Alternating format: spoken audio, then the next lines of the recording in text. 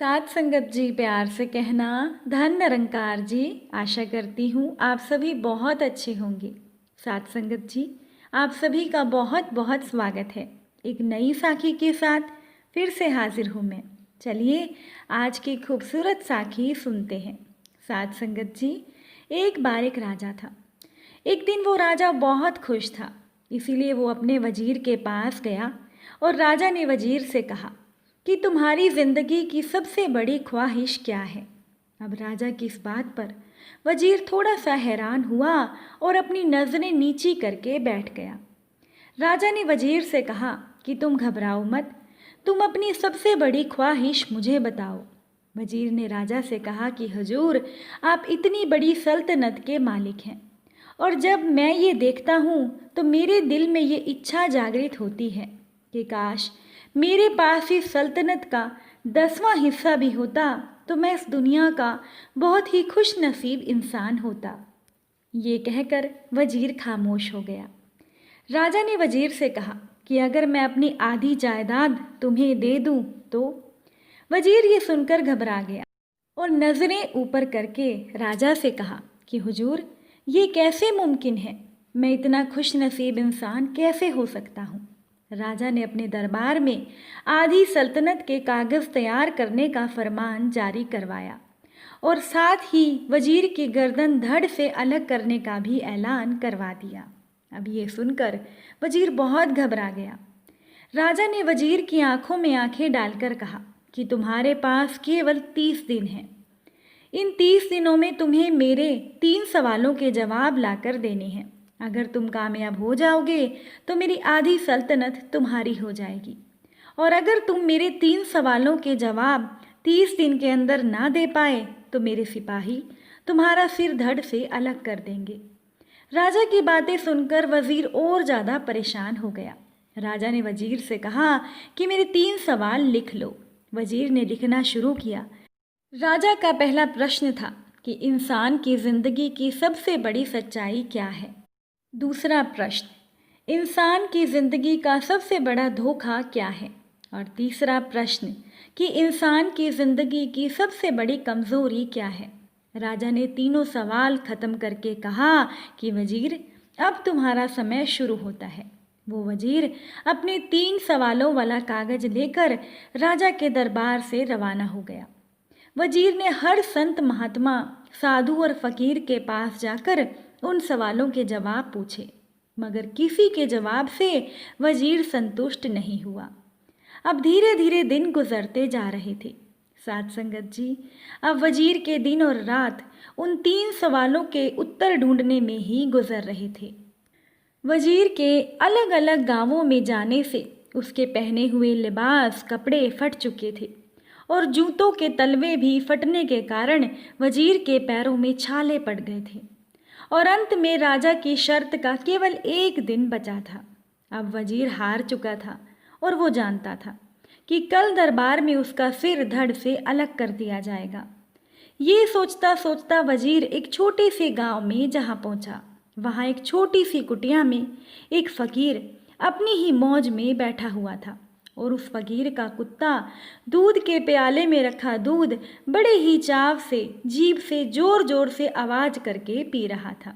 साथ संगत जी, वजीर ने जब फकीर की झोपड़ी के अंदर झांका तो देखा कि वो फकीर अपनी मौज में बैठकर सूखी रोटी पानी में भिगोकर खा रहे थे।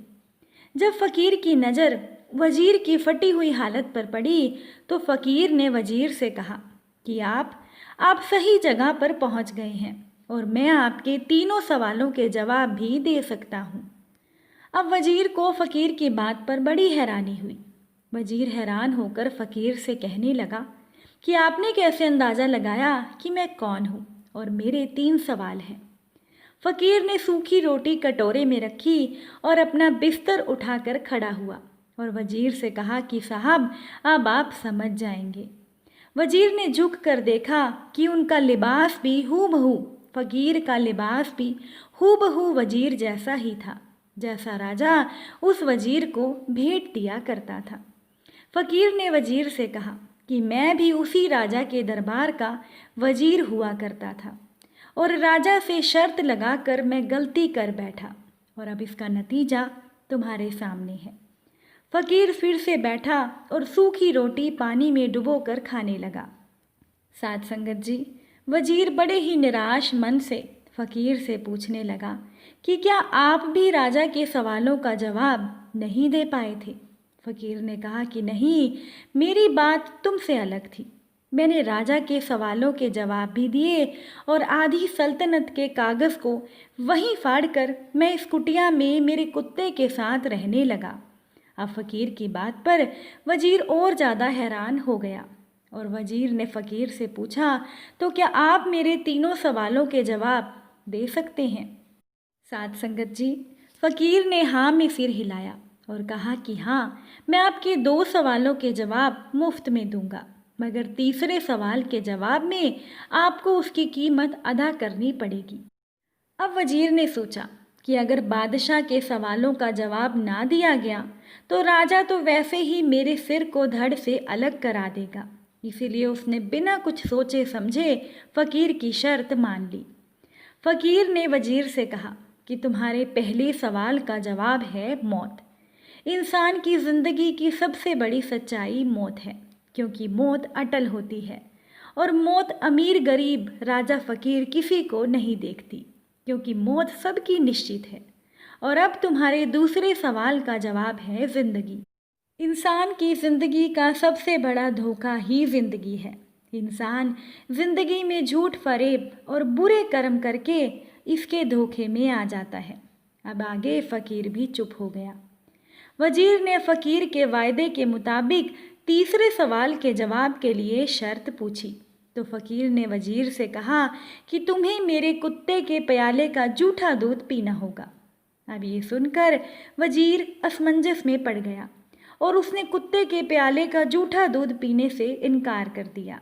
मगर फिर वजीर को राजा के द्वारा रखी हुई शर्त के अनुसार सिर धड़ से अलग होने का विचार आया तो उसने बिना कुछ सोचे समझे कुत्ते के प्याले का जूठा दूध बिना रुके एक ही सांस में पी लिया। फ़कीर ने जवाब दिया कि यही तुम्हारे तीसरे सवाल का जवाब है कि इंसान की ज़िंदगी की सबसे बड़ी कमज़ोरी होती है गरज। गरज इंसान को ना चाहते हुए भी वो काम करवा लेती है जो इंसान कभी करना नहीं चाहता। जैसे कि तुम भी अपनी मौत से बचने के लिए और तीसरे सवाल का जवाब जानने के लिए एक कुत्ते के प्याले का जूठा दूध पी गए। जो गरज होती है वो इंसान से सब कुछ करा लेती है।